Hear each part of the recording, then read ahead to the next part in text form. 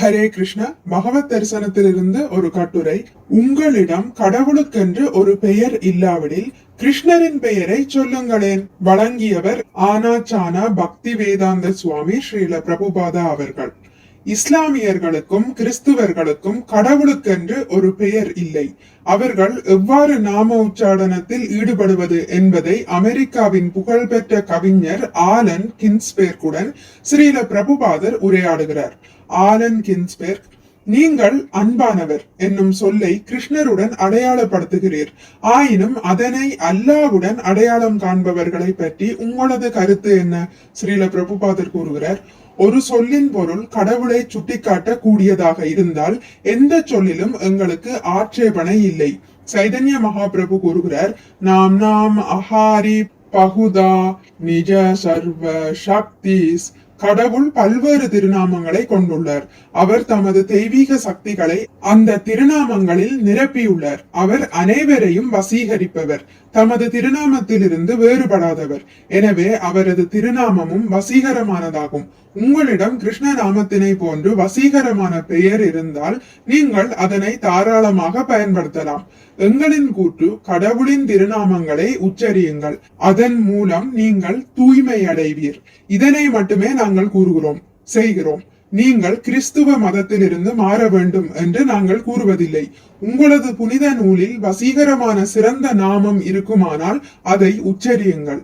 ஆயினும் அது உங்களது புனித நூலில் அங்கீகரிக்கப்பட்டதாக இருக்க வேண்டுமே தவிர புதிதாக உருவாக்கப்பட்ட நாமமாக இருத்தல் கூடாது.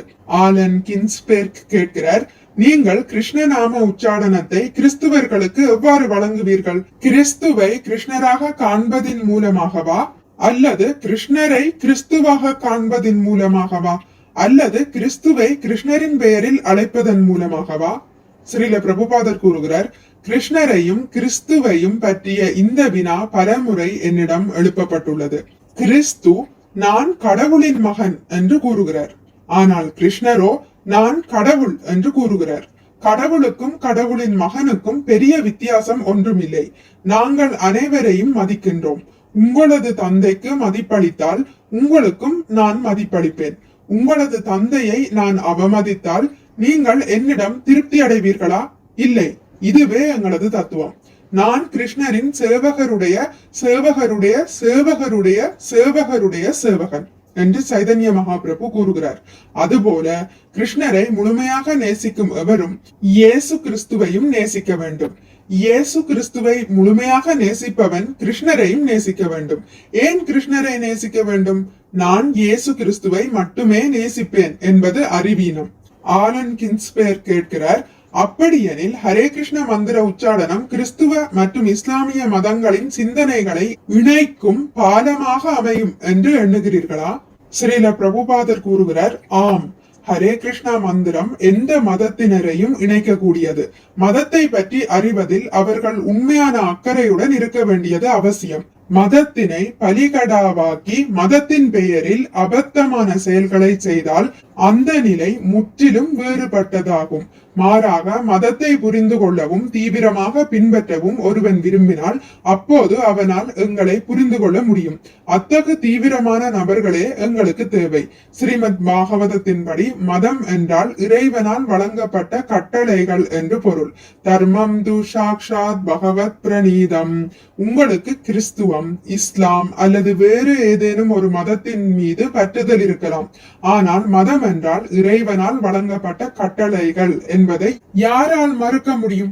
கடவுள் யார் என்பதை நீங்கள் அறிய விரும்பினால் அதற்கான எளிய விடை, அனைத்திற்கும் ஆதி மூலமாக இருப்பவரே கடவுள். எனவே இந்த பரந்த மனப்பான்மையுடன் கடவுளை புரிந்து கொள்ள முயல வேண்டும். குறுகிய மனப்பான்மை மற்றும் பிரிவினைவாத கருத்துகளுக்கு அப்பால் செல்ல விரும்பாதவர்களுக்கு இது மிகவும் கடினமே. திறந்த மனதுடனும் ஆய்ந்தறியும் திறனுடனும் இருக்கும் போது அனைத்தும் சரியாக அமையும். சைதன்ய மகாபிரபு கூறியபடி கிருஷ்ண நாமத்தை மட்டுமே உச்சரிக்க வேண்டும் என்று நாங்கள் வரம்புகளை ஏற்படுத்தவில்லை. ஆயினும் உங்களிடம் கடவுளுக்கென்று பொருத்தமான பெயர் ஏதும் இல்லாவிடில் நீங்கள் கிருஷ்ணரின் பெயரை சொல்லுங்களேன். இறைவனின் நாமங்களுக்கிடையில் வேறுபாடுகளை காண்பது ஏன்? எல்லா நாமங்களும் ஒன்றே. ஆலன் கின்ஸ்பெர்க் கேட்கிறார், அப்படி என்றால் வேறு பொருத்தமான பெயர் இல்லாவிடில் கிருஷ்ண நாமத்தை சொல்லுங்கள் என்று கூறுகிறீர்களா?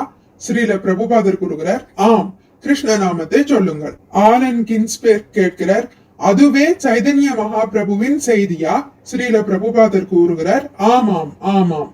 ஆலன் கின்ஸ்பெர்க் மீண்டும் கேட்கிறார், பொருத்தமான வேறு பெயர்கள் இருப்பதாக சைதன்ய மகாபிரபு கருதினாரா? ஸ்ரீல பிரபுபாதர் கூறுகிறார், ஆம், கடவுள் கோடிக்கணக்கான பெயர்களை கொண்டுள்ளதாக அவர் கூறுகிறார். நீங்கள் பகவானை பற்றி அறிவதில் தீவிரமாக இருந்தால் அந்த கோடிக்கணக்கான பெயர்களில் ஏதேனும் ஒன்றினை கொண்டு அவரை அழைக்கலாம். உங்களுக்கு பல பெயர்கள் இருந்தாலும் உங்களது நண்பர்கள் எந்த பெயரை கொண்டு அழைத்தாலும் அது போதுமல்லவா? ஆலன் கின்ஸ்பெர்க் கூறுகிறார், நான் முன்பு கூறிய அதே பிரச்சனையை மீண்டும் முன்வைக்கிறேன். இந்த பௌதிக உலகில் இறைவனுக்கு பொருத்தமான மிகவும் வசீகரமான பெயர் என்ன என்பதை நான் அறியாவிடில் என்ன செய்வது? ஸ்ரீல பிரபுபாதர் கூறுகிறார், உதாரணமாக அல்லாஹ் என்னும் இஸ்லாமிய பெயரை எடுத்துக்கொள்ளுங்கள். அல்லாஹ் என்னும் சொல்லிற்கு மிக பெரியவர் என்று பொருள். ஆம், கடவுள் மிகவும் பெரியவர் தான்.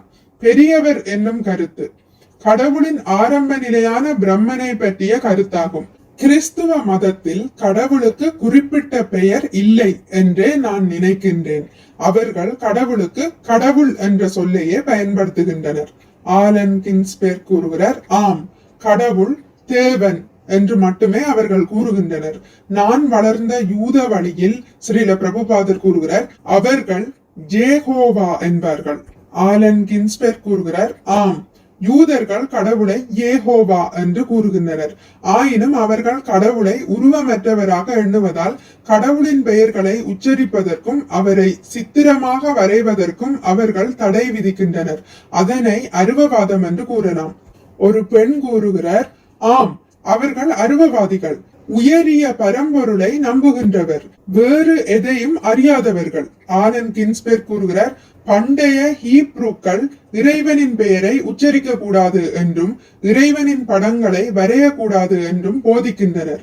ஏனெனில் மனிதனின் சிந்தனை என்னும் வட்டத்திற்குள் அது கடவுளை அடைத்துவிடும். ஸ்ரீல பிரபுபாதர் கூறுகிறார், அத்தகைய சிந்தனை இஸ்லாமிய வழக்கத்திலும் உள்ளது. கடவுள் பௌதீகமானவர் அல்ல என்ற அடிப்படை கருத்தின் காரணத்தினால் நாங்கள் படத்தை வரையும் போது அது பௌதீகமானது என்று அவர்கள் நினைக்கின்றனர். எனவே கடவுளை பௌதீக பொருளாக ஏற்பதற்கு தடை விதிக்கின்றனர். இருப்பினும் நீங்கள் உயர்ந்த உணர்வின் நிலைக்கு செல்லும் போது கடவுளே எல்லாமாக இருப்பதால் பௌதீகம் என்று ஏதுமில்லை என்பதை உணர முடியும். அதுவே வைஷ்ணவ தத்துவம். கடவுளே எல்லாமாக இருக்கும் பட்சத்தில் அவரது சக்திகளை பௌதீகமானவை என்று எவ்வாறு கூற இயலும்? கடவுள் ஆன்மீகமானவர் என்பதால் ஒரு விதத்தில் பார்த்தால் பௌதீகம் என்று ஏதும் கிடையாது. அவ்வாறு பௌதீகம் என்று எதையேனும் கூறினால் கடவுளை புரிந்து கொள்ளவில்லை என்று பொருளாகிறது. வானத்தின் ஒரு பகுதி மேகத்தால் மறைக்கப்படும் போது வானம் மேகமூட்டமாக உள்ளது என்கிறோம். மேகம் எல்லைக்குட்பட்டதும் தற்காலிகமானதும் ஆகும். அது வானத்தின் சிறு பகுதியினை சிறிது நேரத்திற்கு மட்டுமே மறைக்கின்றது.